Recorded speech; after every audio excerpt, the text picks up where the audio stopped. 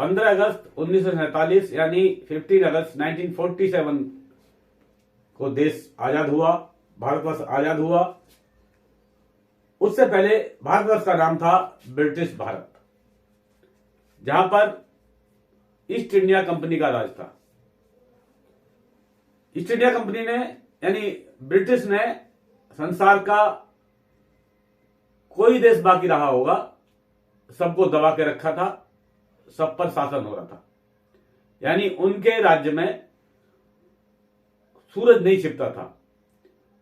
आज यहां पर दिन निकल रहा है तो अमेरिका में क्या होता, रात होती थी। उनके राज्य में कभी सूरज छिपता नहीं था।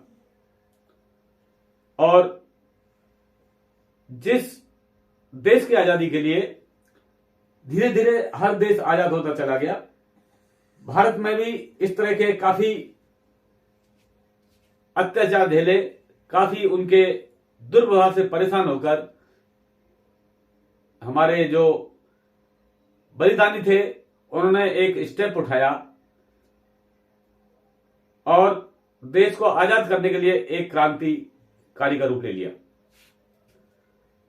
जिसमें हमारे सभी धर्म के, सभी मजहब के जो बहादुर थे, जो देशभक्त थे, वो कुर्बान हुए, वो शहीद हुए।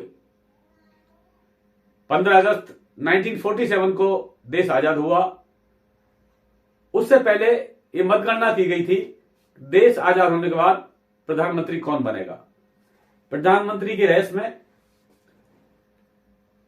जिन्ना, जवाहरलाल नेहरू और सरदार वल्लभ भाई पटेल थे। कांग्रेस कमेटी की बैठक ने सरदार वल्लभ भाई पटेल को 14 में से 13 मेंबर्स ने समर्थन दिया। एक समर्थन मिला सिर्फ जवाहरलाल नेहरू को, जिन्ना को एक भी समर्थन नहीं मिला था।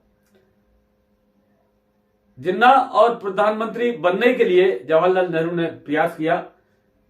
इसकी बागडोर थी महात्मा गांधी के हाथ में। महात्मा गांधी चाहते थे कि जवाहरलाल नेहरू ही प्रधानमंत्री बने। आखिर मजहब के नाम पर देश को आजाद होते ही पाकिस्तान बन गया, यानी देश का विभाजन हो गया। दो हिस्सों में बंट गया, हिंदुस्तान और पाकिस्तान। पाकिस्तान बनने के बाद अभी सिलसिला चला ये विलय होने का। जो छोटे छोटे राजा थे स्टेट में, प्रांतों में, डिस्ट्रिक्ट में, जो छोटे छोटे राजा थे उनको विलय कर लिया गया।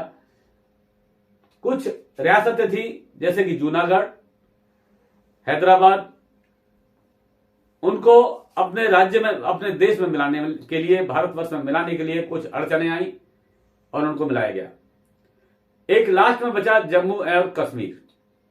जम्मू और कश्मीर का राजा था राजा हरि सिंह। राजा हिंदू था और वहां की मैक्सिमम 90% पब्लिक जो थी, आम आवाम क्या था, मुस्लिम था।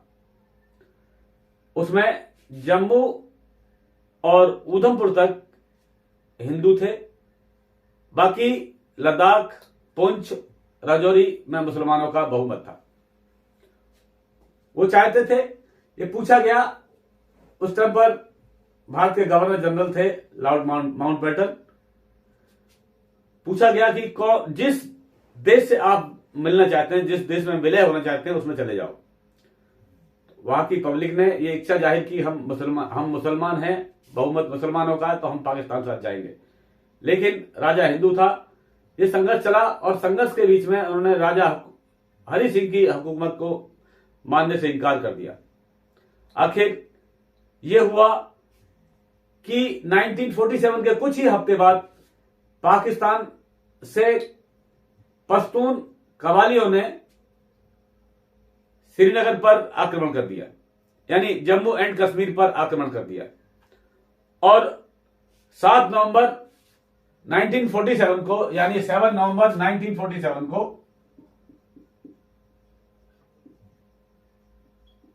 राजौरी पर कब्जा कर लिया। इसमें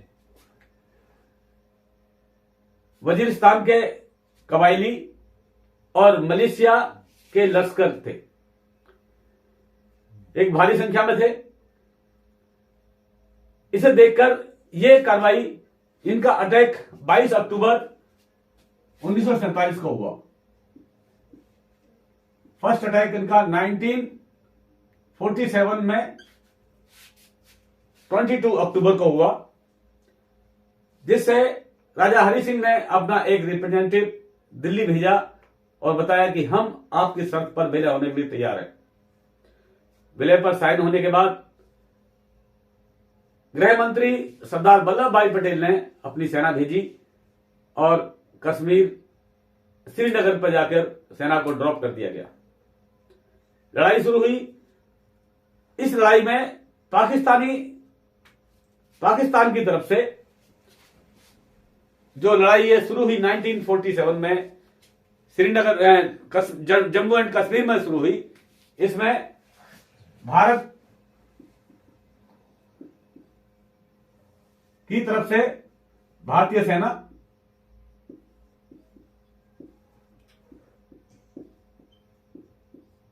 और पाकिस्तान की तरफ से पाक सेना।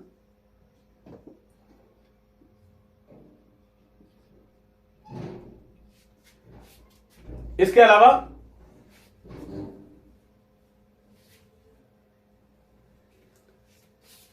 इंडियन एयरफोर्स के प्लेन और पाक एयरफोर्स का प्लेन, इनका काम था रसद को पहुंचाना, यानी जो आपूर्ति थी उसको पूरा करना।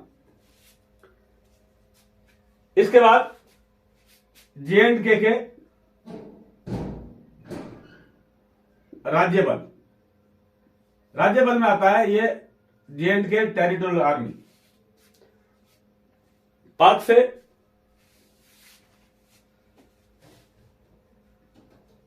अर्धसैनिक बल,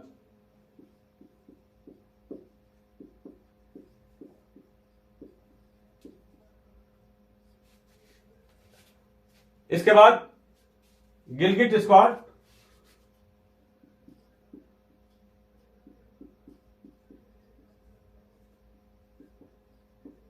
स्काउट, फ्रंटियर स्काउट,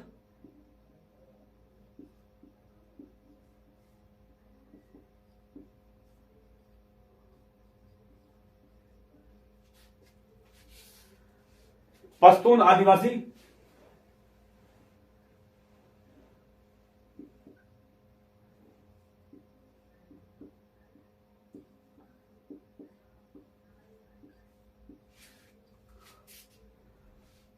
और स्वात सेना,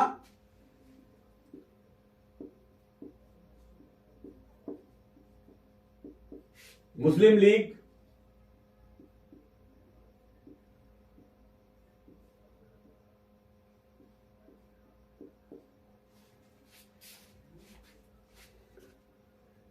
ये सब। इसके अलावा मलेशियाई कुर्रम थे, यानी कुर्रम मलेशियाई।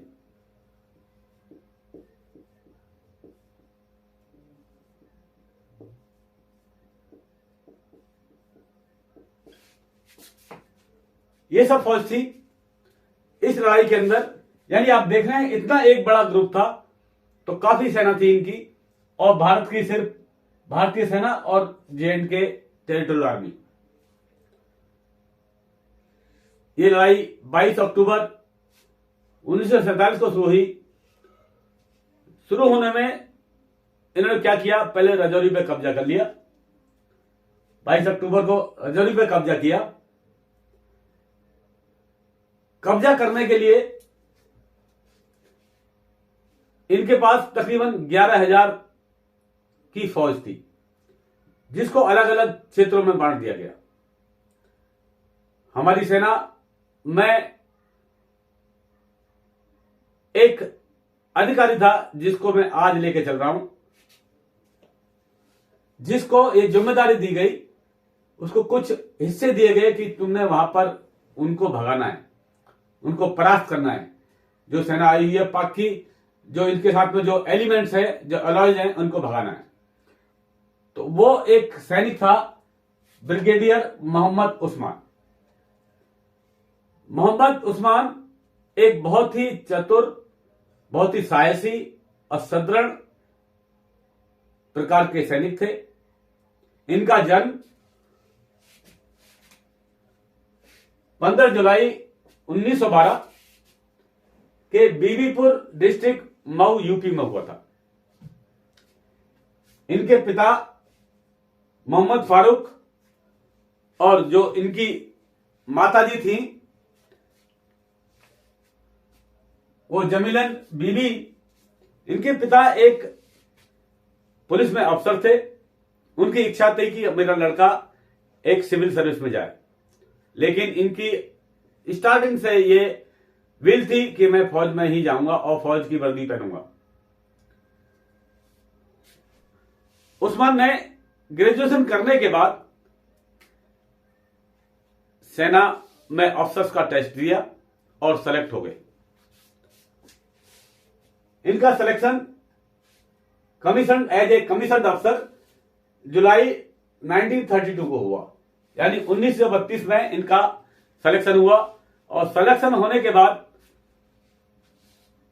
ये पहला बैच था, यानी सॉरी ये लास्ट बैच था जिसमें हिंदुस्तान के अफसर बनने के लिए 10 कैंडिडेट्स गए थे। यहां पर हमारा कोई एकेडमी नहीं था, तो इनको इंग्लैंड भेजा गया। और वो कहां? सैंडहर्स्ट में इंग्लैंड में भेजा गया। और इन्होंने इंग्लैंड से अफसर बनने के बाद इनका पासिंग आउट हुआ, और उस पासिंग आउट में 10 सैनिक थे हमारे, यानी 10 अफसर्स थे, जिसमें सैम मानेकशॉ और मोहम्मद मूसा भी थे। सैम मानेकशॉ भारत के फील्ड मार्शल बने, यानी chief of the army staff बने, उसके बाद फील्ड मार्शल बने। और मोहम्मद मूसा पाकिस्तान के chief of the army staff बने। ये पासिंग आउट 1 फरवरी 1934 को हुआ। पासिंग आउट के बाद में इनकी पोस्टिंग हुई और इनको पोस्टेड किया गया एज ए सेकंड लेफ्टिनेंट। 19 मार्च 1935 को एज ए यंग अफसर्स यानी वाईओ इनको पोस्टिंग किया गया।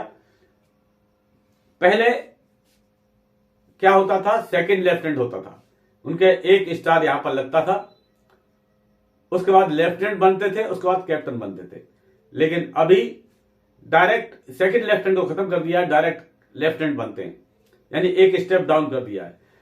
सिमिलरली इसी तरह से पुलिस में हो गया है।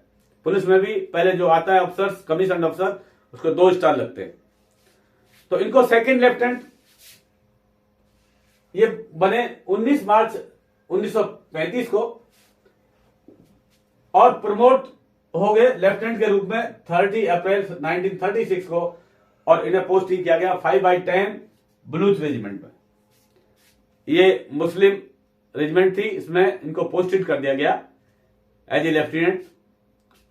उसके बाद इनका प्रमोशन हुआ, ये कैप्टन बने 31 अगस्त 1941 को। उसके बाद इनका मेजर बनने के बाद, यानी अप्रैल 1945 में ये मेजर बन गए, और इनको 14/10 बलूच रेजिमेंट की कमांड दे दी गई। एज ए मेजर कमांड दे दी गई। मेजर के बाद में होता है लेफ्टिनेंट कर्नल, और उसके बाद कर्नल। तो मैं इसको मेंशन नहीं कर रहा हूं, काफी लंबा हो जाएगा।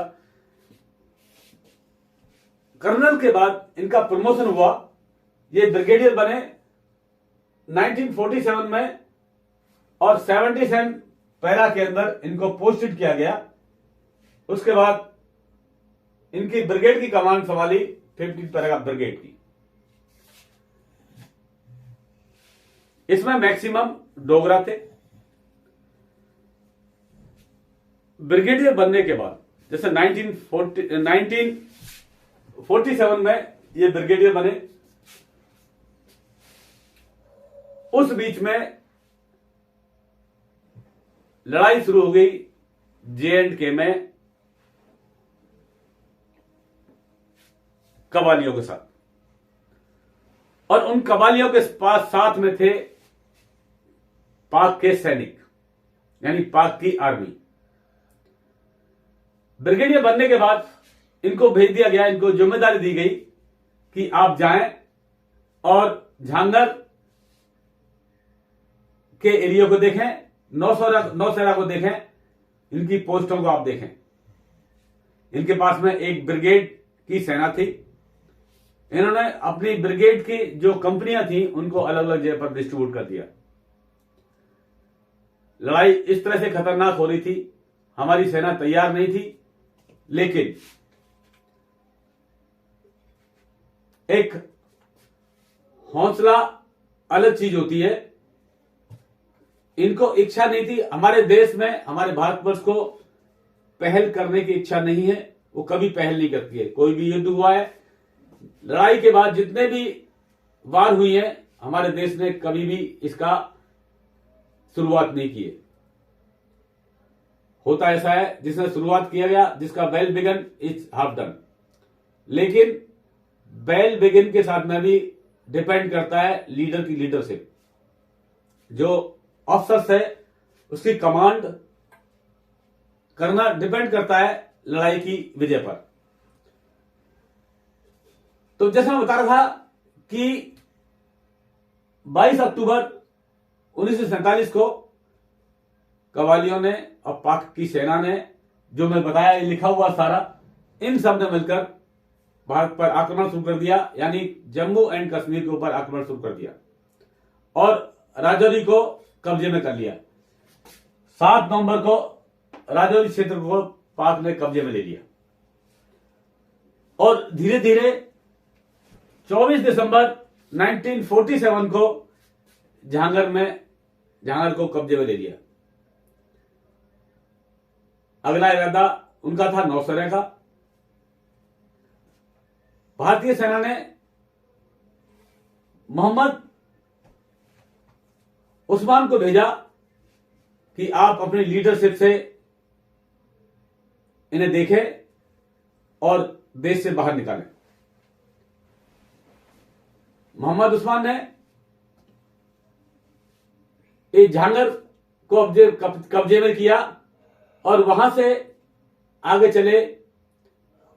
उससे पहले मैं बता रहा हूं कि पाकिस्तानी सेना, जैसा कि बताया मैंने, 11,000 उसमें सैनिक थे, जिसमें नौशेरा, झांगर, तंदार, कोट, राजौरी, इन सब पर उनका आक्रमण हो गया। 3,000, 5,000 इस तरह से डिस्ट्रीब्यूट हो गए। खूब दबाकर गोलाबारी और गोलियों की बरसात शुरू हो गई। हमारे सैनिकों को उन्होंने हराना शुरू कर दिया, लेकिन जो सूझबूझ है वहां पर मोहम्मद उस्मान की काम करी। इस दौरान में ईस्टर्न कमांड के जीओसी KM करियप्पा आए और उस्मान को बताया, ब्रिगेडियर उस्मान को बताया कि मैं आपसे एक गिफ्ट लेना चाहता हूं और गिफ्ट यह है कि आप कोर्ट को बचाएं, पहले कोर्ट को बचाएं। उस्मान ने अपनी 2 प्लाटून, एक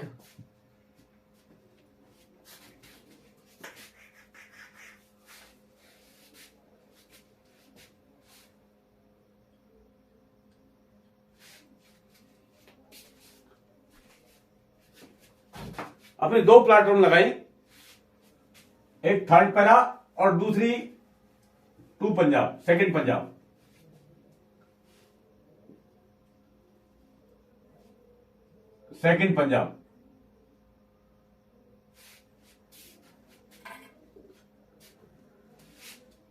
कोर्ट में आक्रमण कर दिया और दुश्मन की बहुत क्षति हुई। इस क्षति में दुश्मन के 56 सैनिक मारे गए और 2 पंजाब के 2 सैनिक मारे गए। यह हताहत देखकर दुश्मन वहां से भाग छूटा, लेकिन और ये आश्वस्त हो गए, हमारे देश के जो सैनिक थे आश्वस्त हो गए कि हम ये कोर्ट को जीत चुके। लेकिन एक दिन के बाद ही जो उनके कवाली सोए हुए थे कोर्ट के अंदर, क्योंकि हमारे ही वहां पर मोमडन्स रहते थे, हमारे मुस्लिम रहते हैं उनके घर में, कबायली चुपचाप छिपे हुए थे। वो निकल के आए और दोबारा उन्होंने कब्जा कर लिया कोर्ट के ऊपर।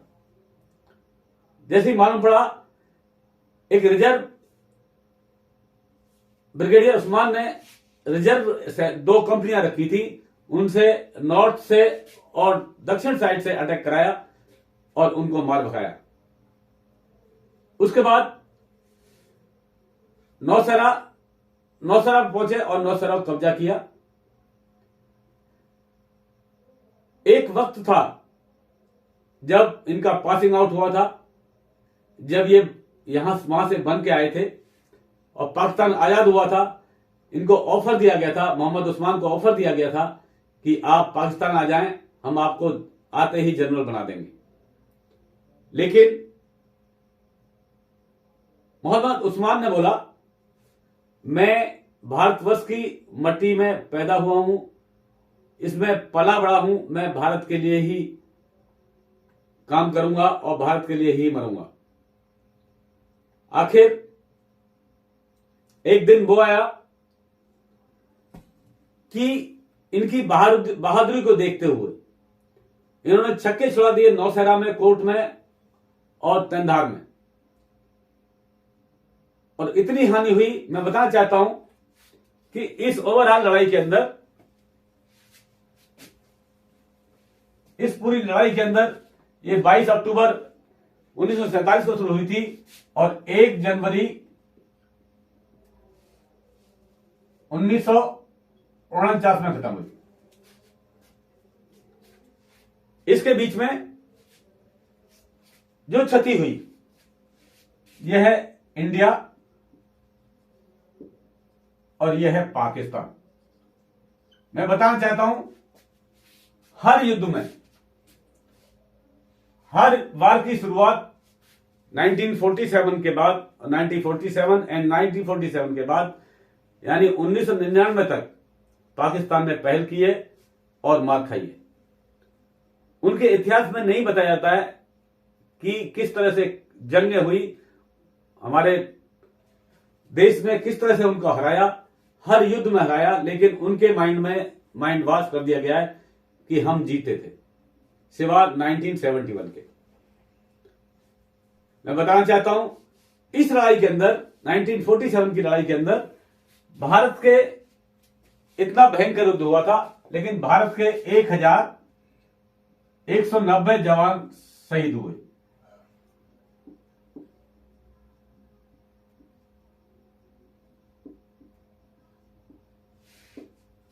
लेकिन पाकिस्तान के 6000 जवान। इसके अलावा 1990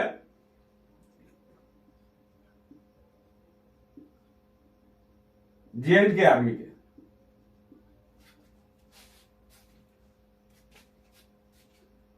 32 जवान RIAF, 3154 जवान घायल हुए।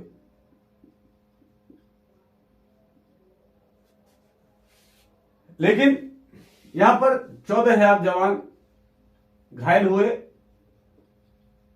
यानी कुल मिलाकर 20000 जवान घायल और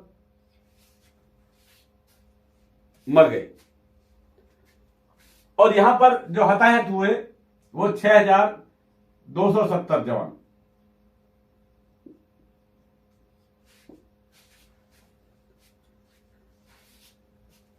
लड़ाई किसी की तरफ से हो, सैनिक मारा जाता है। सैनिक का दुख उन्हें होता है जिसके घर से वो सैनिक गया है। पूछो उस मां से जिसके घर से बेटा विदा हुआ है। पूछो उस पत्नी से जिसने पति को खोया है। पूछो उन बच्चों से जिसने अपने पिता को खोया है। ये राजनीति चलती रहेगी। ये सब राजनीति के करे कराए कर्म है। मैं कहना चाहता हूं, हां, हर आदमी को देश से प्रेम है। देश से सबको प्यार है, लेकिन किसी भी समस्या का हल इस लड़ाई से नहीं निकलता है, इस युद्ध से नहीं निकलता है।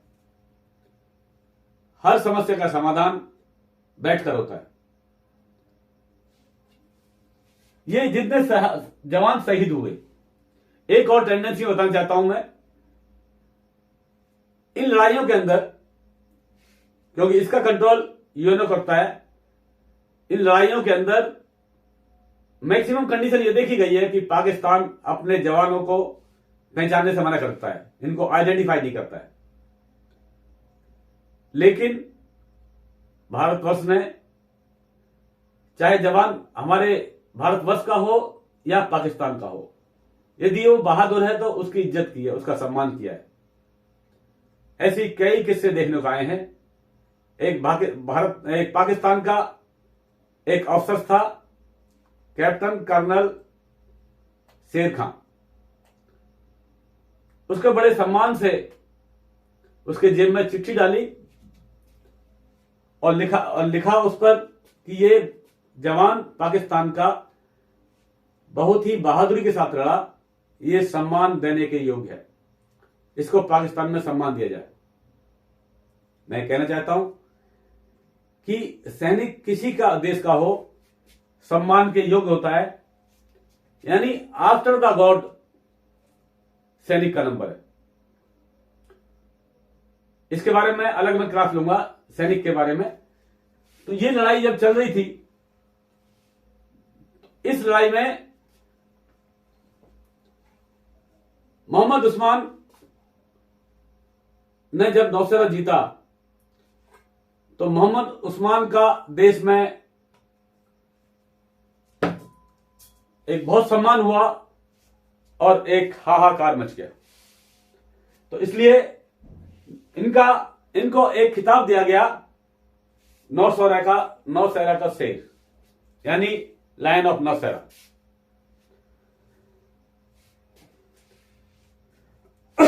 सॉरी, मोहम्मद उस्मान, लड़ाई चल रही थी, कमांड पोस्ट में सिग्नल्स के ट्रुप के साथ में बातचीत कर रहे थे, गोलाबारी हो रही थी और इतनी गोलाबारी हो रही थी, दोनों तरफ से क्षति हो रही थी और लाशें बिछी हुई थी। मोहम्मद उस्मान कमांड पोस्ट से बाहर खड़े हुए सिग्नल ट्रुप से बात कर रहे थे। बात करते टाइम पर एक 25 पाउंड का बॉम्ब आके पड़ा और उसके जो स्प्लिंटर हैं वो मोहम्मद उस्मान के शरीर में घुस गए। यानी मोहम्मद उस्मान को इस स्प्लिंटर ने छलनी कर दिया।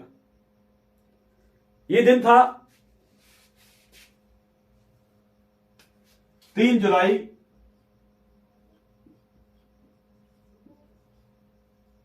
1948।